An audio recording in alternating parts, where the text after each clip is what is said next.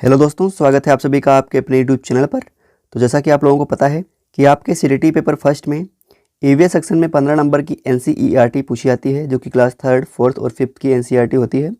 आज से हम लोग इसी पर एक सीरीज़ चालू कर रहे हैं, जिसे आप लोगों को डेली देखना है। और इस सीरीज़ में हम लोग एनसीईआरटी के 15 जो क्वेश्चन आते हैं आपके पेपर में, उनको कवर करेंगे। और ये सीरीज़ 10 से 12 दिन की रहने वाली है। अगर आप लोग इस सीरीज़ को देख लेते हैं तो आपके 15 नंबर पक्के हो जाएंगे। और आप लोग जब भी ये क्लास देखेंगे तो आपको अपनी नोटबुक और पेन लेकर बैठना है। आप लोगों को सारे पॉइंट्स को अपने नोटबुक में नोट डाउन करते चलना है। अगर आप लोग नोट्स नहीं बना रहे हैं तो मैं आपको ये पीडीएफ बाद में प्रोवाइड करवा दूंगा जब सारी क्लासेस हो जाएंगी। हमारी वेबसाइट पर जाकर आप लोग इन पीडीएफ को डाउनलोड कर पाएंगे। तो चलिए देरी ना करते हुए क्लास को शुरू करते हैं। आज जो हम लोग पढ़ने वाले हैं वो क्लास थर्ड की भाग 1 पढ़ने वाले हैं, जिसमें लिखा गया है एनसीईआरटी के अनुसार जानवर शब्द जो होता है, जानवर शब्द में पक्षी, कीड़े और स्तनधारी सभी शामिल होते हैं। एनसीईआरटी के अनुसार जो होते हैं, बच्चों को जब पढ़ाया जाता है क्लास थर्ड में, तो वहाँ पे जानवर शब्द सभी के लिए इस्तेमाल किया जाता है। जैसे पक्षी, कीड़े मकोड़े, स्तनधारी सभी के लिए जानवर शब्द का इस्तेमाल किया जाता है। जानवरों का वर्गीकरण उनके निवास और चलने के तरीके पर आधारित होता है। बच्चों को बाहरी दुनिया का अवलोकन कराने के लिए प्रोत्साहित करना चाहिए। ये जो बात यहाँ पर लिखी गई है, ये टीचर के लिए बात लिखी गई है कि बच्चों को बाहरी दुनिया से जोड़ के जब आप पढ़ाएंगे तभी वो अच्छे तरीके से समझ पाएंगे। यानी अधिगम को वास्तविक जीवन से जोड़ना है। हमारा अगला पॉइंट है विष्णु चिंचालकर की कला, सूखे पत्तों से जादू। इंदौर मध्य प्रदेश के प्रसिद्ध कलाकार विष्णु चिंचलकर सूखे पत्तों का उपयोग करके सुंदर चित्र बनाने के लिए जाने जाते थे। तो आप लोग यहाँ पे देख पा रहे होंगे, ये सूखे पत्तों से कुछ चित्र बनाया गया है। इसी चित्रकला के लिए विष्णु चिंचलकर जी को जाना जाता था और यहाँ से कई बार आपके पेपर में क्वेश्चन बन चुके हैं। आगे यहाँ पे आप देख पा रहे हो, यहाँ पे लिखा गया है सीटीटी परीक्षा में अक्सर यह पूछा जाता है कि कौन सा कलाकार प्राकृतिक संसाधनों से चित्रकारी करता था। तो वहाँ पे आपको ऑप्शन में मिल जाएगा विष्णु चिंचालकर, तो आपको उसके ऊपर टिक कर देना है। तो इसी प्रकार से आपके सीटीटी एग्जाम में क्वेश्चन बनते हैं। अब हम लोग बात करेंगे क्षेत्रीय भोजन और आवास के बारे में। हम लोग यहाँ पर विविध पकवान के बारे में बात करेंगे। इधर साइड में सारे क्षेत्र लिखे हुए हैं, यहाँ पर प्रमुख पकवान लिखे हुए हैं और उनकी विशेषता यहाँ पर लिखी गई हैं। सबसे पहला हमारा है हांगकांग, जहाँ पर जो है प्रमुख पकवान वहाँ का क्या है, लिंग हू फैन, जो कि एक सांप की प्रजाति होती है। उसका मांस खाया जाता है हांगकांग में। ध्यान रखेंगे, सांप का मांस हांगकांग में खाया जाता है। कौन से सांप का मांस? लिंग हू फैन के। नेक्स्ट है केरल। केरल का जो प्रमुख पकवान है वह है उबला हुआ टेपियोका। कैसे खाया जाता है? नारियल की करी के साथ में ये खाया जाता है। उसके बाद में नेक्स्ट है गोवा। गोवा का जो प्रमुख पकवान है वह है समुद्री मछली। इसको कैसे बनाते हैं? नारियल के तेल में इसको पकाया जाता है। उसके बाद में है कश्मीर। कश्मीर में जो मछली होती हैं उनको सरसों के तेल में पकाया जाता है। तो आप लोग ये सारी विशेषताओं को याद रखेंगे, यहाँ से कई बार प्रश्न पूछे जा चुके हैं। आप लोग जब प्रीवियस ईयर के पेपर्स उठाकर देखेंगे तो आपको समझ में आएगा कि यहाँ से कितने क्वेश्चन बन चुके हैं। अब हम लोग बात करेंगे असम के घरों के बारे में। बाँस के खंभों वाले घर। अब जो असम है वहाँ पर बारिश बहुत ज़्यादा होती है, इसीलिए वहाँ के जो घर होते हैं वह 10 से 12 फीट ऊंचे खंभों पर बनाए जाते हैं। आप लोग यहाँ पे देख पा रहे होंगे, जो घर होते हैं यहाँ पर बारिश होने के कारण इनके घर जो होते हैं वो बाँस के खंभों से 10 से 12 फीट ऊंचाई पर बनाए जाते हैं। आगे लिखा गया इन घरों को मजबूत बाँस के खंभों पर बनाया जाता है ताकि बाढ़ के पानी से बचाव हो सके। नेक्स्ट है हमारा ब्रेल लिपि। अब ब्रेल लिपि को एक वरदान इसलिए लिखा गया है क्योंकि यह अंधे लोगों को, जिनको दिखाई नहीं देता है, उनके लिए एक वरदान ही है। वो लोग इसके द्वारा पढ़ सकते हैं। अब जो ब्रेल लिपि है, ब्रेल लिपि का जो आविष्कार है, जो खोज है, वह लुई ब्रेल के द्वारा की गई थी। ये जो है ये फ्रांस के निवासी थे और ये खुद नेत्रहीन थे। बचपन से नेत्रहीन नहीं थे। एक दिन अपने पिता के औजारों के साथ खेलते हुए इनकी आँखों में उनके औजार लग जाते हैं। इनके पिता के औजार आँखों में लग जाते हैं, जिससे इनकी जो है आँखों की रोशनी चली जाती है।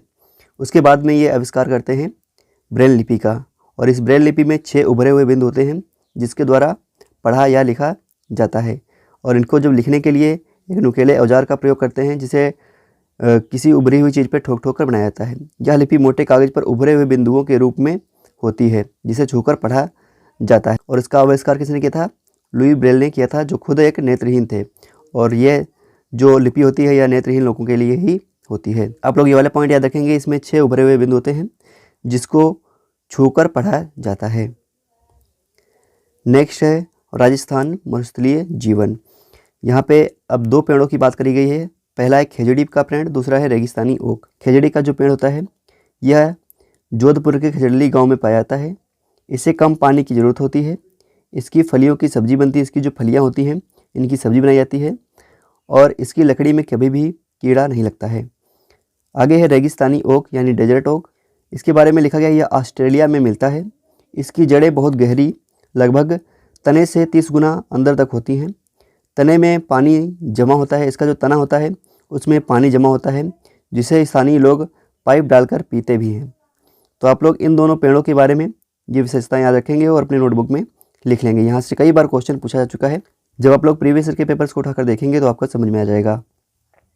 नेक्स्ट है हमारा बिहार। यहाँ की चित्रकला और मधुमक्खी पालन बहुत ज़्यादा फेमस है। तो पहला लिखा गया है मधुबनी चित्रकला। चावल के पाउडर में प्राकृतिक रंग मिलाकर बनाई जाती है। ये जो मधुबनी कला है आप लोग यहाँ पे देख पा रहे होंगे, इसे चावल के पाउडर में प्राकृतिक रंग मिलाकर बनाया जाता है। इसमें इंसान, जानवर, फूल और मछलियाँ आदि दिखाई जाती हैं।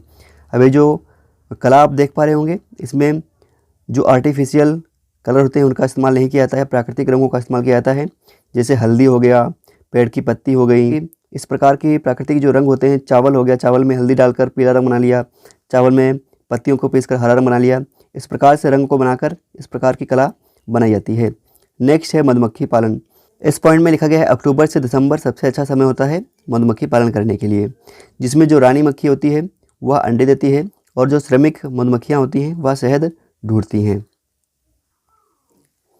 नेक्स्ट है स्लॉथ। अब यहाँ पे हम लोग स्लॉथ के बारे में पढ़ेंगे। यहाँ से कई बार क्वेश्चन आपके सीटीटी एग्जाम में पूछा जा चुका है। दिखावट और खान पान। अब ये जो स्लॉथ है यह देखने में बिल्कुल भालू के जैसा दिखता है, परंतु यह भालू नहीं होता है। ध्यान रखेंगे, स्लॉथ जो होता है वह दिखने में भालू की तरह दिखाई देता है, लेकिन ये भालू नहीं होता है। यह अपना पूरा जीवन एक पेड़ के ही आसपास बिता देता है। यह जिस पेड़ पर रहता है उसी पेड़ के पत्ते खाकर अपना पेट भर लेता है। इसे किसी और चीज़ की ज़रूरत नहीं पड़ती है। और इसकी जो विशेषता है, उसकी विशेषता यह है कि यह सप्ते में केवल एक बार ही शौच या पोटी करने के लिए पेड़ से नीचे उतरता है। जब इसको पोटी करनी होती है तो यह पेड़ से नीचे उतरता है, पोटी करके या फिर से पेड़ पर चढ़ जाता है। और यह जो जानवर होता है यह बहुत ही आलसी होता है। इसके बारे में आगे लिखा गया है, ये जो होता है स्लॉथ दिन के लगभग 17 से 18 घंटा पेड़ से उल्टे लटक कर सोता रहता है। आप समझ सकते हैं कितना आलसी होता है। ये 17 से 18 घंटा दिन के सोता रहता है। जब भी ये चलता है तो आप लोग इसको देखेंगे, इसकी स्पीड बहुत धीमी होती है, बहुत स्लो चलता है, तो ये बहुत आलसी माना जाता है। इसके आगे लिखा गया है इसकी औसतन जो आयु होती है वह 40 वर्ष होती है। आगे लिखा गया अपने पूरे जीवन काल में यह मुश्किल से 8 पेड़ों पर ही निवास बदलता है, यानी 8 पेड़ों पर ही जा पाता है पत्तियाँ खाने के लिए। तो स्लॉथ के बारे में आप लोग इन सारे पॉइंट्स को नोट डाउन कर लेंगे, यहाँ से कई बार क्वेश्चन पूछा जा चुका है। नेक्स्ट है नंदू हाथी। अब इसकी जो शारीरिक विशेषताएं हैं उसके बारे में यहाँ पे लिखा गया है, एक बड़ा हाथी एक दिन में 100 किलो से अधिक पत्ते और झाड़ियाँ खा लेता है। एक जो बड़ा हाथी होता है वह एक दिन में, केवल एक दिन में 100 किलो से अधिक पत्ते और झाड़ियाँ खा लेता है। आप लोग याद रखेंगे 100 किलो को ही 1 कुंटल बोला जाता है। तो अगर 1 कुंटल लिखा हो तब भी सेम बात है, अगर 100 किलो लिखा है तब भी सेम ही बात है। आगे लिखा गया है हाथी बहुत कम आराम करते हैं, वे दिन में केवल 2 से 8 घंटे ही सोते हैं। अब जो हाथी होते हैं ये दिखने में तो बहुत बड़े होते हैं, लेकिन जब बात इनकी आराम करने की आती है तो यह दिन में केवल 2 से 4 घंटे ही सोते हैं। हाथियों को कीचड़ और पानी में खेलना बहुत पसंद होता है, इससे इनके शरीर को जो है ठंडक मिलती है। हाथी के कान पंखे जैसे होते हैं जिन्हें हिलाकर वो खुद को ठंडा रखते हैं। इन सारे पॉइंट्स को आप लोग नोट डाउन जरूर करेंगे, यहाँ से कई बार आपके सीटेट पेपर में क्वेश्चन पूछे जा चुके हैं। अब बात करते हैं हाथियों के झुंड के बारे में। हाथियों के झुंड में केवल मादा और बच्चे होते हैं। हाथियों का जो झुंड होता है उसमें केवल मादाएं होती हैं और उनके बच्चे होते हैं। झुंड की जो सबसे बुजुर्ग हथनी होती है या जो मादा हथनी होती है वह झुंड की नेता होती है। आप लोग इस पॉइंट को याद रखेंगे, जो झुंड की सबसे बुजुर्ग मादा होती है वही पूरे झुंड की नेता होती है। अब यहाँ पर झुंड के कुछ नियम होते हैं, उनको यहाँ पे लिखा गया है, जिसमें लिखा गया है एक झुंड में 10 से 12 मादा हाथी और बच्चे होते हैं। नर हाथी 14 से 15 की आयु में झुंड छोड़ देते हैं। जो नर हाथी होते हैं जैसे ही वह 14 से 15 वर्ष की आयु में पहुंचते हैं वह झुंड को छोड़कर अलग हो जाते हैं। यानी झुंड में केवल मादा हथनियाँ रहती हैं और बच्चे रहते हैं जिनकी एज 13 से 14 साल होती है, वही बच्चे रहते हैं। अब नीचे लिखा गया है 3 महीने के नंदू हाथी का वजन लगभग 200 किलोग्राम होता है। यानी जो 3 महीने का हाथी का बच्चा होता है उसका वज़न जो होता है वह लगभग 2 कुंटल या 200 किलोग्राम होता है। आप लोग इन सारे पॉइंट्स को नोट डाउन करते चलेंगे। यहाँ से कई बार क्वेश्चंस आपके पेपर में पूछे जा चुके हैं। नेक्स्ट है जुलाही, जिसे आप लोग वीवर पक्षी भी बोलते हैं। उसके बारे में यहाँ पे लिखा गया है। अब हम लोग पक्षियों के बारे में बात करेंगे, आप लोग इनको नोट डाउन करते चलेंगे। अब ये जो वीवर या जुलाही पक्षी होता है इसके बारे में लिखा गया है। नर वीवर पक्षी अपने अपने घोंसले बनाते हैं। जो नर होते हैं वह अपने अपने घोंसले बनाते हैं। इस प्रकार से आप देख पा रहे होंगे। मादा वीवर उन सभी घोंसलों को देखती है। मादा पक्षी आती है, उन सभी घोंसलों को देखती है। उसमें से जो सबसे अच्छा घोंसला बना होता है उसी में वह अंडे देती है और उस नर के साथ में रहती है। यहाँ पे पूरा सिस्टम ये है कि जो नर पक्षी होते हैं वह घोंसले तैयार करते हैं मादा पक्षी को लुभाने के लिए। जिसका अच्छा घोंसला बना होगा मादा पक्षी उसी के साथ में रहती है। तो यहाँ पर इसके बारे में लिखा गया है, जो नर वीवर पक्षी होते हैं वह घोंसले बनाते हैं। मादा वीवर उन सभी घोंसलों को देखने के लिए आती है। जिसका सबसे अच्छा घोंसला बना होता है उसी के साथ में वह रहती है और उसी के घोंसले में अपने अंडे देती है। तो आप लोग वीवर पक्षी के बारे में इस पॉइंट को याद रखेंगे। नेक्स्ट है दर्जिन चिड़िया। अब इसका जैसा नाम है वैसा इसका काम भी है, याद रखेंगे आप लोग। यह अपनी नुकीली चोंच से पत्तों को सी लेती है। आप लोग यहाँ पे देख पा रहे होंगे, इसके अंदर ये घोंसले के अंदर चिड़िया बैठी हुई है और इसने अपनी चोंच से पत्तों को सिला हुआ है। यहाँ पे आप देख पा रहे होंगे, अपनी चोंच से पत्तों को आपस में सिल दिया हुआ है। तो इसके बारे में लिखा गया, यह अपनी नुकीली चोंच से पत्तों को सी लेती है और उनके बीच में बनी थैली को अंडे देने के लिए तैयार करती है। पत्तों को सीकर आपस में एक अपना घोंसला बना लेती है और उसी में अपने अंडे देती है। कौन? दर्जिन चिड़िया। नेक्स्ट है कलचिड़ी। तो कलचिड़ी के बारे में यहाँ पर कुछ विशेषताएँ हैं। तो कलचिड़ी जो इंडियन रॉबिन बर्ड होती है उसके बारे में यहाँ पे लिखा गया है। कलचिड़ी जो होती है वह पत्थरों के बीच खाली जगह में अपना घोंसला बनाती है। जैसा कि आप लोग इमेज में देख पा रहे होंगे, साइड साइड में पत्थर वगैरह पड़े हुए हैं, इधर साइड में इधर साइड में। यहाँ पे ये कलचिड़ी है और यहाँ पे इसके बच्चे हैं, आप लोग देख पा रहे होंगे। और इसने यहाँ पे घास फूस से अपना घोंसला बनाया हुआ है। आगे लिखा गया है, इसका घोंसला नाजुक टहनियाँ, जड़ों, ऊन, बाल और रुई से बना होता है। यह बहुत ही मुलायम घोंसला होता है। इसका जो घोंसला होता है यह बहुत ही मुलायम घोंसला होता है। यहाँ पे एक नोट में एक पॉइंट लिखा गया है कि कौवा जो होता है वह लोहे के तार इस्तेमाल करता है, जबकि कलचिड़ी जो होती है वह रुई और बाल इस्तेमाल करती है। कौवा जो होता है वह अपने घोंसले में लोहे के तार वगैरह इस्तेमाल करता है, लेकिन जो कलचिड़ी होती है इसका घोंसला बहुत मुलायम होता है, इसलिए ये अपने घोंसले में रुई वगैरह का इस्तेमाल करती है। नेक्स्ट है कौवा और कोयल का रिश्ता, जिसमें लिखा गया है, कौवा अपना घोंसला पेड़ की सबसे ऊंची डाल पर बनाता है। इसके घोंसले में लोहे के तार और लकड़ी की शाखाएं होती हैं। अब ये जो कौवा होता है यह पेड़ की सबसे ऊंची डाल पर अपना घोंसला बनाता है और इसके घोंसले में अगर आप लोग देखेंगे तो लोहे के तार और सूखी टहनियाँ आपको देखने को मिल जाएंगी। आगे लिखा गया कोयल के बारे में। कोयल अपना घोंसला नहीं बनाती है। जो कोयल होती है वह अपना घोंसला नहीं बनाती है, वह कौवे के जो घोंसला होता है उसी में अंडे देती है। और कौवा जो होता है वह अपने अंडों के साथ में कोयल के अंडे को भी सेता है। मेन चीज़ ये होती है कि कौवा जो होता है वह समझ नहीं पाता है कि इसके अंडे कौन से हैं, कोयल के अंडे कौन से हैं। इसीलिए जो कौवा होता है वह कोयल के अंडे को भी पालता रहता है, सेता रहता है।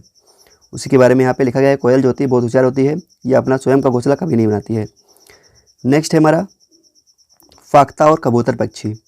फाख्ता के बारे में लिखा गया है, फाख्ता पक्षी कैक्टस के कांटों के बीच में या मेहंदी की मेड़ पर अपना घोंसला बनाता है। फाख्ता के बारे में आप लोग याद रखेंगे।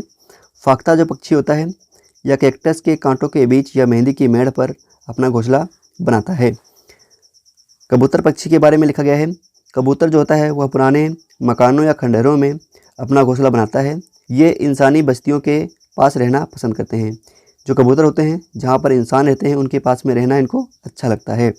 तो इन दोनों पक्षियों के बारे में आप लोग नोट डाउन कर लेंगे नोटबुक में। नेक्स्ट है शकरखोर पक्षी यानी सनबर्ड।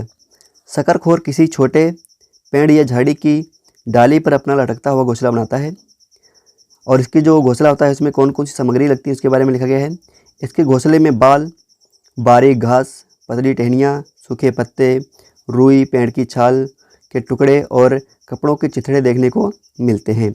इसमें मकड़ी के जाले भी होते हैं। इसके घोंसले में मकड़ी के जाले वगैरह भी होते हैं।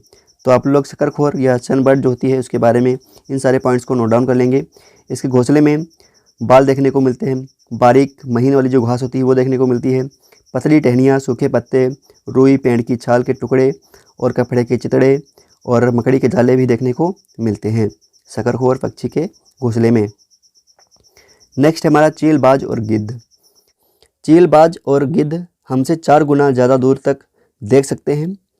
जो चीज़ें हमें 2 मीटर की दूरी से दिखाई देती हैं वही चीज़ें ये पक्षी जो होते हैं 8 मीटर की दूरी से देख लेते हैं।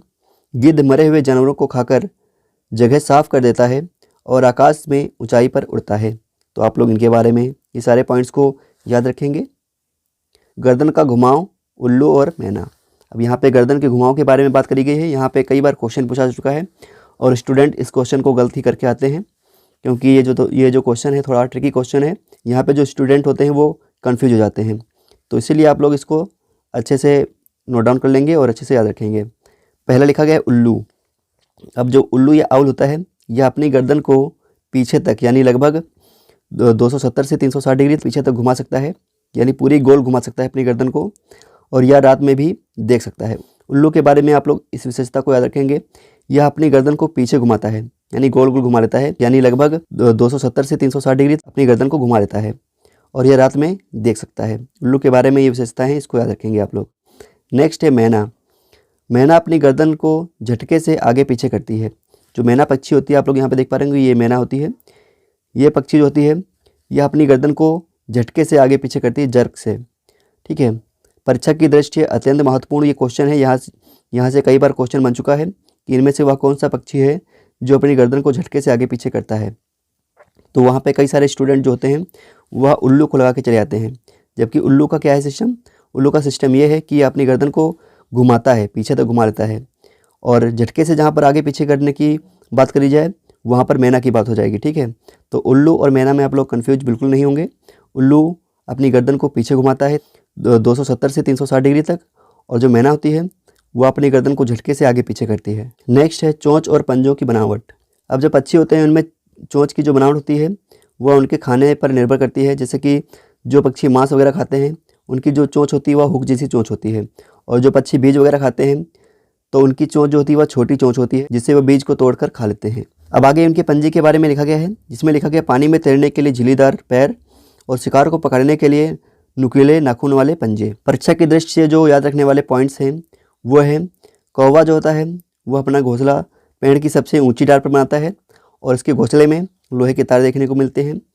मैना जो होती है वह झटके से अपनी गर्दन को आगे पीछे करती है। उल्लू जो होता है वह अपनी गर्दन को पीछे तक ले जाता है लगभग 270 से 360 डिग्री तक। तो आप लोग इन सारे पॉइंट्स को नोट डाउन कर लेंगे। तो आज की क्लास यहीं पर ख़त्म होती है। आई होप आप लोगों को क्लास अच्छी लगी होगी। अगर आप लोगों को क्लास अच्छी लगी है तभी इस क्लास को आगे कंटिन्यू किया जाएगा। आप लोगों को कमेंट करके बताना है कि आपको ये क्लास जो आज की क्लास है ये कैसी लगी है। अगर कुछ लोग इसमें कमेंट करते हैं कि आज क्लास अच्छी लगी है और क्लास को कंटिन्यू रखें, तभी हम लोग इस क्लास को कंटिन्यू रखेंगे, क्योंकि इस क्लास की PDF को बनाने में बहुत ज़्यादा समय लगता है। इसीलिए हम आपकी राय जानना चाहते हैं कि आपकी राय क्या है, क्लास को कंटिन्यू रखना है कि नहीं रखना है। चलिए मिलते हैं आपको नेक्स्ट वीडियो में, तब तक के लिए जय हिंद जय भारत।